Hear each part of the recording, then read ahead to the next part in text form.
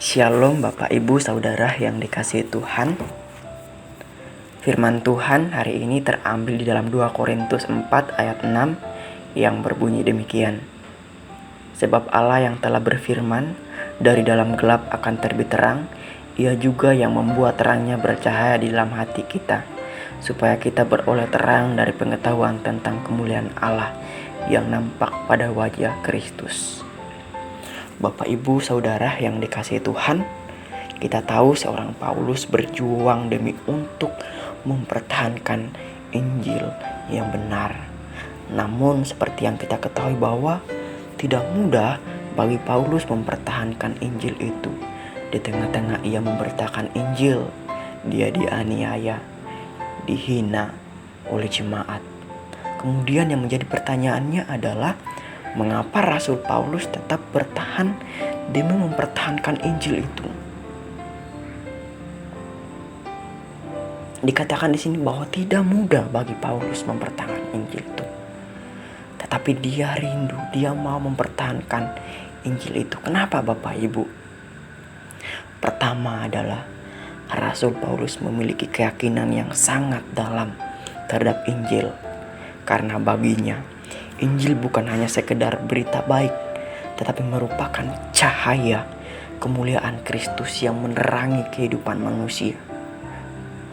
Dan dalam pandangan Paulus, Injil adalah kekuatan Allah yang menyelamatkan setiap orang yang percaya. Bahkan Paulus melihat Injil sebagai panduan hidup yang sempurna, yang memampukan manusia untuk hidup sesuai dengan kehendak Allah. Ia percaya bahwa melalui Injil manusia tidak hanya diberikan pengetahuan tentang kebenaran, tetapi juga diberikan kekuatan untuk menjalani kehidupan yang benar-benar di hadapan Tuhan. Dan bagi Paulus, Bapak Ibu Saudara, dosa adalah perbudakan yang mengikat manusia dan menjauhkan mereka dari Allah. Ketika kehidupan kita tidak benar-benar berada di dalam kehidupan yang benar di hadapan Tuhan. Namun Bapak Ibu Saudara, melalui Injil manusia dapat dibebaskan dari belenggu dosa. Injil yang membawa pembebasan dari transformasi, mengubah hati dan pikiran manusia sehingga mereka dapat hidup dalam terang Kristus. Kemudian yang kedua Bapak Ibu, Rasul Paulus tidak tawar hati akan Injil. Meski baginya tidak mudah saat ia menjalankan amanat agung ini atau misi yang ia jalankan. Bahkan dalam hati Paulus saat ia memberitakan Injil, itu bukan kepentingannya sendiri, melainkan kepentingan mereka. Dan Injil yang diberitakan benar-benar Injil yang benar, bukan Injil yang palsu, melainkan Injil yang diberitakan itu Injil yang benar. Dan itu tidak ada yang membuat bangga Paulus ketika dia selesai menjalankan ini. Tetapi semua karena kasih karunia Allah. Dia lakukan semua untuk Tuhan. Meskipun itu tidak mudah, namun Allah senantiasa menolongnya.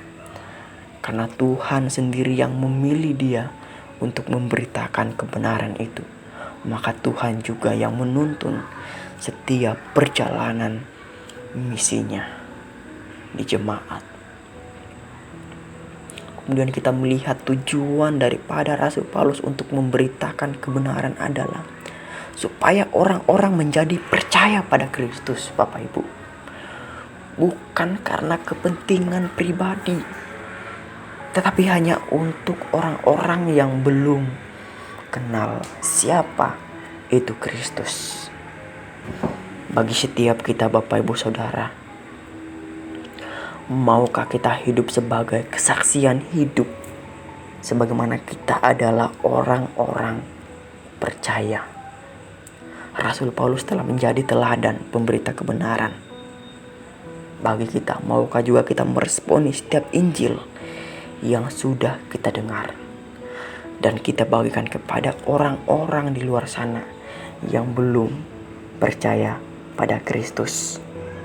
Walaupun itu tidak mudah, mungkin akan ditolak, dijauhi, bahkan hal yang tidak inginkan itu terjadi. Mungkin hal-hal yang buruk itu terjadi, Bapak Ibu.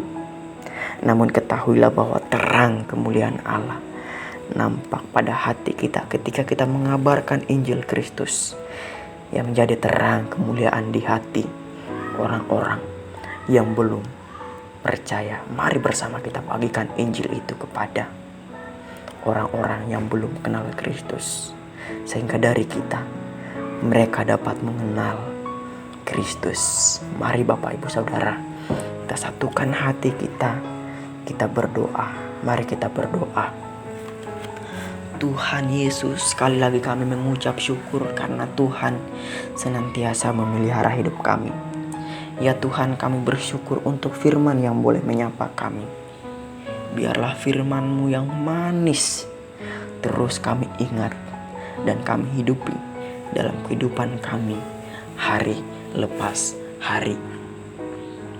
Bahkan saat kami menjalankan hari-hari, ya Tuhan, kiranya Tuhan boleh tuntun kami agar kami juga menghidupi firman itu pada orang-orang di luar sana, agar kami juga dapat menyatakan kasih-Mu yang luar biasa itu.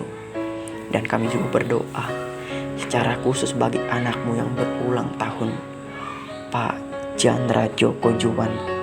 Terima kasih Tuhan Yesus, Engkau menambahkan usia yang baru. Kiranya usia yang baru ini sukacita, damai sejahtera terus melingkupi beliau dalam hari-harinya.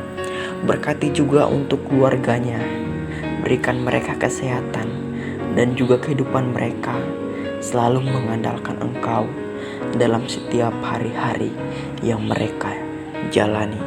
Ini doa kami yang kami naikkan. Di dalam nama Tuhan Yesus kami berdoa dan mengucap syukur. Amin.